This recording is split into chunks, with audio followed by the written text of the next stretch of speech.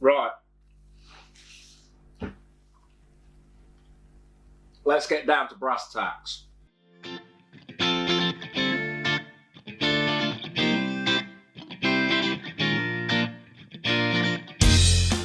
Well, hello there, perfect drafters.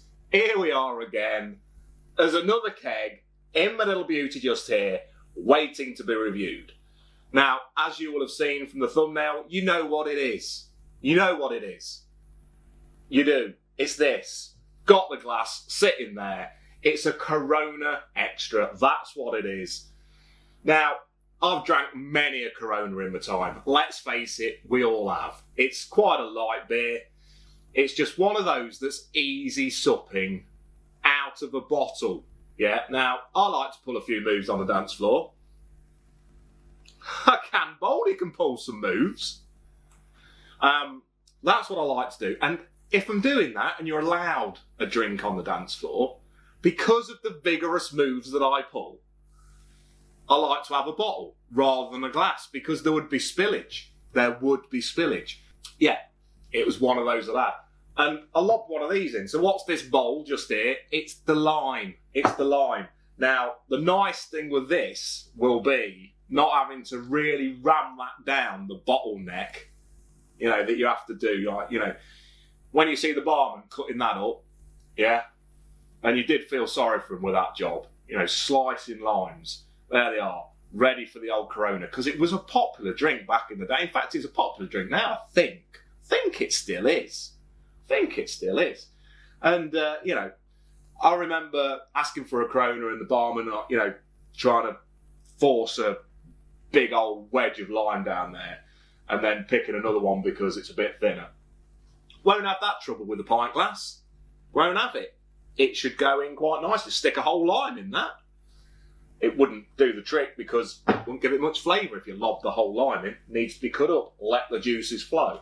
Anyway. Been a while since I've done a keg. Yes, it is. Because I did those top trumps, that took me a while. It was a fair amount of effort doing those top trumps. I'll put a link in each of my videos below, should you want to print them out. And the interesting thing that I thought of once I'd done those is because one of the categories on there is big, bold reviews ratings, right? So for those kegs that I've not yet had, I obviously had to guess. I've had to give it a bit of a guess. So it will be interesting as I come to review those kegs. What do I give it? You know, compared to what I thought it might be. Yeah. Was I right? Was I wrong? There's the card. Look at that, just a little bald head poking up over that. Yeah. Right, so what did I give it? I gave it a 4. I gave it a 4, people. Yeah. So was I right with that? I gave big bold reviews rating a 4. The ABV of this beauty is 4.5%. Established date. Now, I've got to be honest. Have I got that right? Because on the glass it says 1925. On the top pump card, 1927. So, I don't know how I thought that's the case, but anyway, that's what I've put.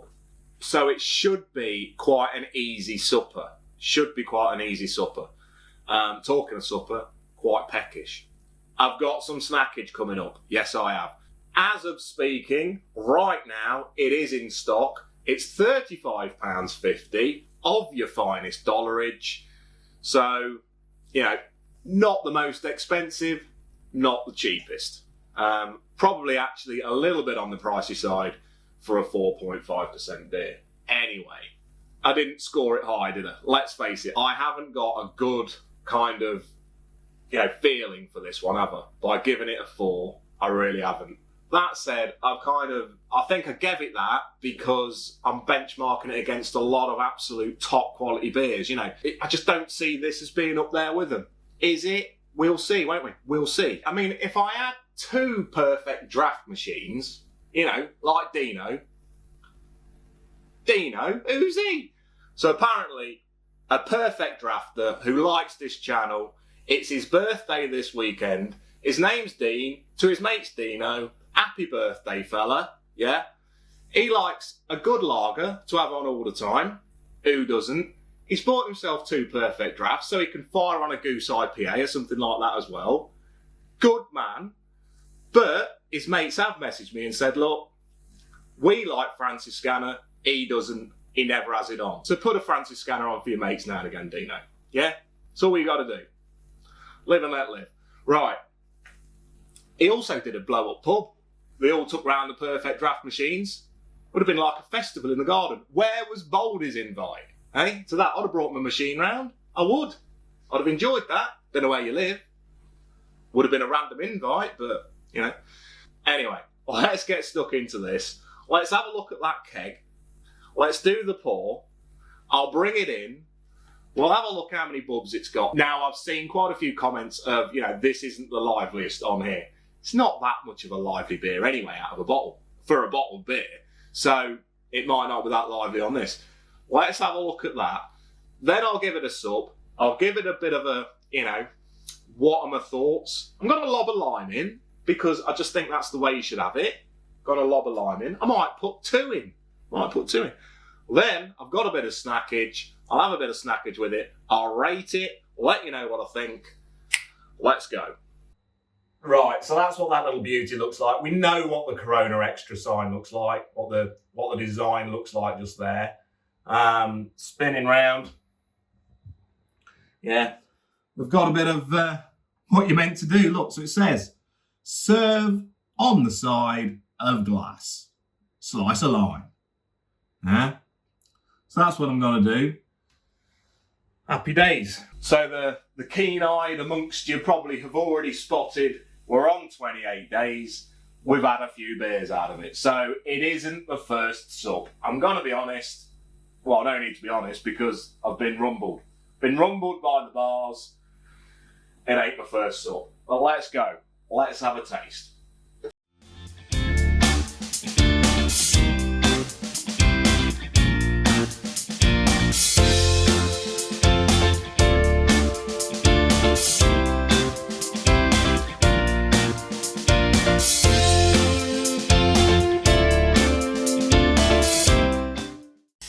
There we go, peeps. There we go. Now then, that's not a bad head. That is not a bad head right there. Gotta be said. When that settles, I reckon I've absolutely nailed it. I think with the plunge of a bit of lime in the top of that, we're talking perfect volumeage. That's what I think. Right. I mean, it says put it on the side of the glass. I'm not going to put that on the side of the glass because I want it in there. I want it in. Yeah? Is that going to go over? Is it? Delicate. Oh, hey! Nailed that. Right, let's bring her in. Right then, people. There we go. Look at that. So, there's the lime in there. There's your glass. Bring her into focus. I mean, there's some bobs. There's some bobs. It's not as flat as, is it? You know, I mean, I've seen worse. I've seen better. Let me spin it round so you can actually see the others. I mean, I do like this glass, actually. Quite like that as well. Hey, look. Bobs. Yeah. There's the lime just floating, swimming. Lost its head pretty quick. I'll give it a little splash of a top. Let's give it a taste. Right, let's get rid of that. Bit of limeage. Let's get rid of the bit of limeage. Feels like a while since I've said it. It's good to be back. Not been anywhere. Cheers, Perfect Drafters. Let's give her a try. Happy birthday, Dino, once again.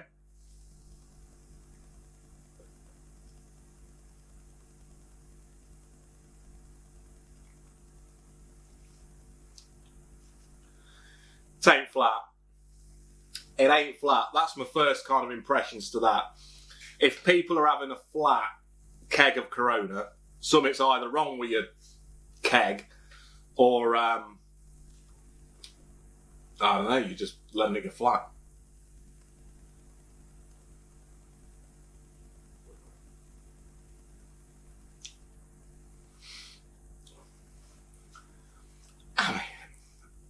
like I say, it's not my first try of it.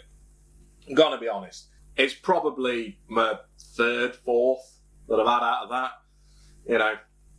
And it is a refreshing drink. It's as simple as that. We've been a little bit lucky with another stint of sunshine, and this has gone down quite nicely with that. You know, I've got a little pub bench just outside my bar, and I've sat there on my own,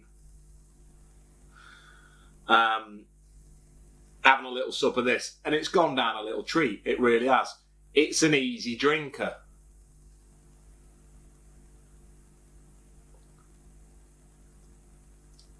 It's an easy drinker. You've got to have that lime in there, I reckon. It's a Corona. Fire the lime in. Like I say, I don't think it's flat. It's got a bit of a tingle in the old mouth. Not a bad mouthfeel, but it's a light beer. But I think Corona is quite distinctive. It's not, it's not a Carling, it's not a Foster's. It hasn't got that kind of almost coppery, metallic taste to it. That's what I find. It hasn't got hardly any aftertaste other than the lime. So you can't really put that down to the beer because you put that in yourself. So that's what you get after a Corona. That's what I sense. Bit of that lime tingle. If you didn't have that in there, probably you're not going to get that. But it's light enough, you know. It's not going to beat a Jupiler. Definitely not going to beat a Hertog. No way.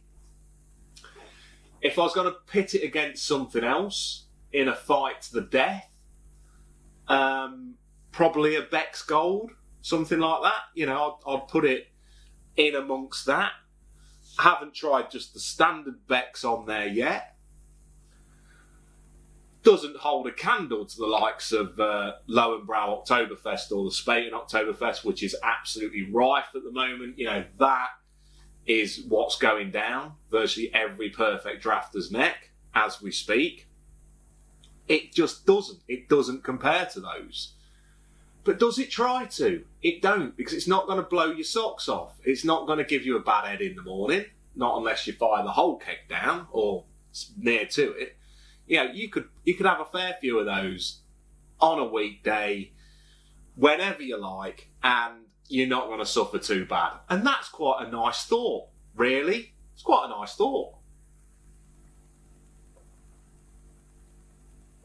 One that's definitely not going to offend any of your mates.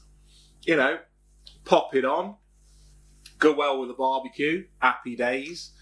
Not a winter beer for me, definitely not. But is probably a session beer. I think I was right giving it that 9 for a session ability. You know, I think that's fair enough. I don't think I was very fair giving it a 4 for the Big Bold Reviews rating. It's got its time, it's got its place. It's amongst the tenants. That's what I was trying to think of. That is its comparable probably on there. Again, you know, the tenants on the Perfect Draft. Watch my review if you like, because I do compare it against a can, and you know, it just hasn't got that metallic taste. I've seen Corona on. In fact, I was out in Nottingham not long ago, and the lad who I was with goes, "Corona on tap, not usual. I've tried it, didn't like it." And I thought, well, I've just bought a keg of it. I'm going to be trying it on tap myself. I didn't try it in the pub. It's not one of those I'd go for. In fact, that pub had like Goose IPA on, had Goose Midway on. It was a good old place. Rabbit or something. What was it? Rocking Rabbit? Something like that in Nottingham. It wasn't that. Had Rabbit in there. Had Rabbit in the pub name. Put Rabbit, pub, Nottingham. It's quite new into Googs. Not going to give it a rating just yet. Going to fire into some snackage. Right, what have I got? It's been a while since I've had some nuts. Normally I have a standard KP. Now I'm going for a Nobby's nuts, and one of my favourite flavours, sweet chilli. Now, if I was going to go for any sweet chilli flavoured snackage, it would be Thai Sweet Chilli Sensations, an absolute belter of a crisp. Second to only Max Strong Jalapeno and cheddar. But the Nobby's nuts, coated peanuts, sweet chili flavour, I've had them before, I've liked them. I just thought these should complement a Corona down to a T. Picked them up in Tesco's. Nobby's nuts, that's nuts. The world's largest peanut, quite a claim. I wonder if it is. Grown by Earl Adkins in North Carolina. It's not. It's not. No. I thought they were saying that these nuts are the world's largest peanut. They're not. They're just giving a little nutty fact. So, let me share that nutty fact with you. The world's largest peanut, grown by Earl Adkins in North Carolina, was 4 inches long. Ha! That is a nut. What's 4 inches? Is 4 inches about... Yeah. 4 inches. Yeah. What's in Nobby's sweet chili flavoured coated nuts? There's the ingredients. Not going to read them. They've got no more blurbage. Not really. Just a helpline. And the ingredients. Suitable for vegetarians and packaged in a protective atmosphere. Very good. Right. Let me crack in to Nobby's nuts. Is there a tear?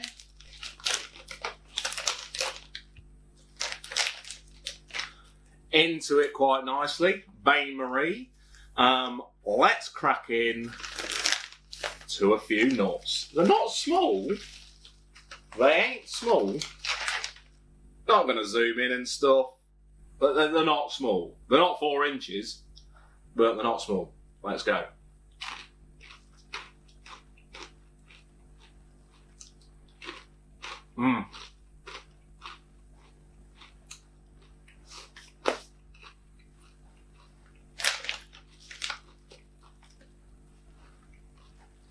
They're brilliant.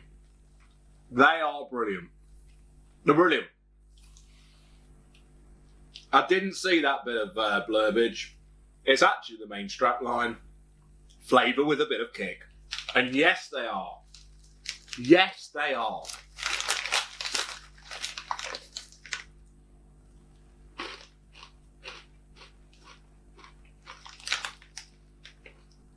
I don't know if it's because I've been drinking that, but you pop it on the tongue, and there's almost a little bit of a lime flavour in there. There is. I mean, it's got citric acid in there, and it's got a lot of other stuff in there. Garlic powder, red pepper, ginger.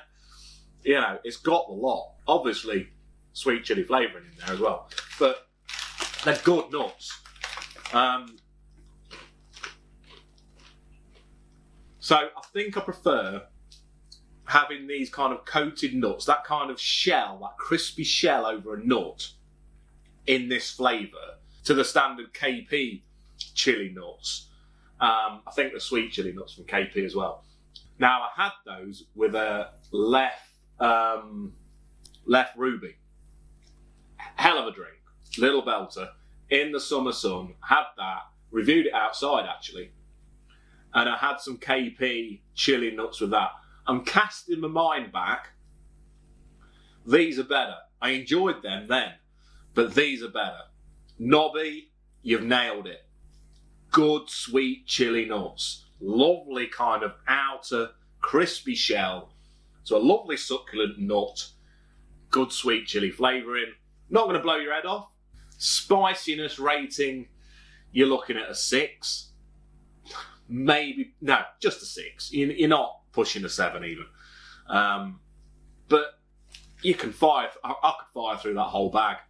I could have a few of those Coronas, fire through that bag. I'm not going to, because, you know, you've got to watch yourself, haven't you? When you get over a certain age, you've got to watch it. You just have.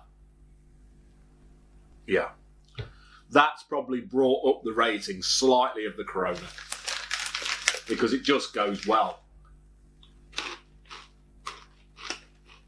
Lovely nuts. Right. Let's get down to brass tacks. Them, I love them as a snackage. got a little tingle in the back of my throat when I'm saying it. I love them as a snackage. I think they would go with any beer. They'd go with a Trappist ale. They'd go with a refreshing lager. They'd even go with a Ginoise. They're just good. They're almost as good as Scampi Fries. They're not. They're almost as good as Snyder's, but they're not. They're not as good as Max Strong jalapeno and cheddar crisps. So where am I going to put them? Because they're almost as good as all them, and they're big hitters. I mean, they are the creme de la creme of snackage. And I think I've given some of that. I've given Snyder's a 10. I give jalapeno and cheddar crisps a 10. Scampi Fries. Have I actually ever rated Scampi Fries? Because I'd be close to giving them a 10. I'm a generous fella, but they're hell of a snack. Hell of a snack. I've got them sitting there looking at me. They're winking at me even though I'm eating these. Right. I'm giving them an 8.5, which is high markage. If I went over my whole back catalogue of snackage, I'd probably have to knock some of those others down. I mean, when you're looking at the Walker's Sensation Street Mix and the Bombay Mix and stuff like that, I may have given some of those an 8. They don't hold a twiglet to these. Not a twiglet. So, yeah. 8.5 for that, because I can't quite give it a 9. Because I think I've given the likes of Scampi Fries a 9. And, you know, Snyder's a 10 and stuff like that. So, 8.5. But Nobby, hell of a nut. On to the Corona. Nice, refreshing drink. It is. I wouldn't buy it again, just simply because there's far, far better lagers on that little beauty just there. There just is. But that said, if I had 2 on the go and I had people coming round, I know that people would drink that. If I had a Goose IPA on, or something a bit more controversial like a Pineapple Express or a Dark Arts, you could easily pop on a Corona on your second Perfect Draft, because people would have it and they're not going to knock your block off. Well, let's face it, if they're drinking your beer, they're knocking your block off. That's a bit harsh, but they're not going to. That is a non-offensive, easy drinking light beer. Now, I've got to think of what I've given other Perfect Draft kegs. It's not a 4. I was harsh with that prediction. I'm gonna give it a 7. I'm gonna give it a 7. I was thinking, should I give it a 6 or a 6.5? No, I think because of the sessionability of that, and I'm feeling generous, I've lobbed the lime in. Maybe if the lime wasn't there, maybe then it's a 6. The lime and the fact of combined it with some Nobby's nuts, I'm giving it a 7. Lovely stuff. I've got another Perfect Draft keg down there looking at me saying, Baldy, you've got to review me now. I'm going to fire through the rest of these, not all in one night, I'm not an animal. But what I'm going to say to you is, give this video a like, always helps. Comment down below, have you tried Corona on the Perfect Draft? Have you? What did you think? Did you have a flat keg? Because that's still got some bubs. Still got some bubs. And I know quite a few people have had Corona on it, because there is a pack. There's a starter pack, you know, where you get Corona, get these glasses. And this glass is nice. I love the rim, how it comes in a little bit. It's a nice, solid glass. Very thick. Good glass. So quite a few people have tried Corona on that little baby. So yeah, let me know in the comments below what you thought of it. Got a lob of lime in. Right. So yeah, give that a like. Subscribe to the channel if you've not already. Check out the top pumps. I'll pop a link down there, you know. I've got to update a rating already on that. But yeah, check out the top pumps. Subscribe to the channel so you don't miss a review. But for now, Perfect Drafters, have an absolute belter of a weekend. And if it's your birthday, like Dino, have an even better weekend, yeah? Enjoy. May the sun shine. Let the ale flow. Enjoy, people. Cheers, Perfect Drafters. Cheers.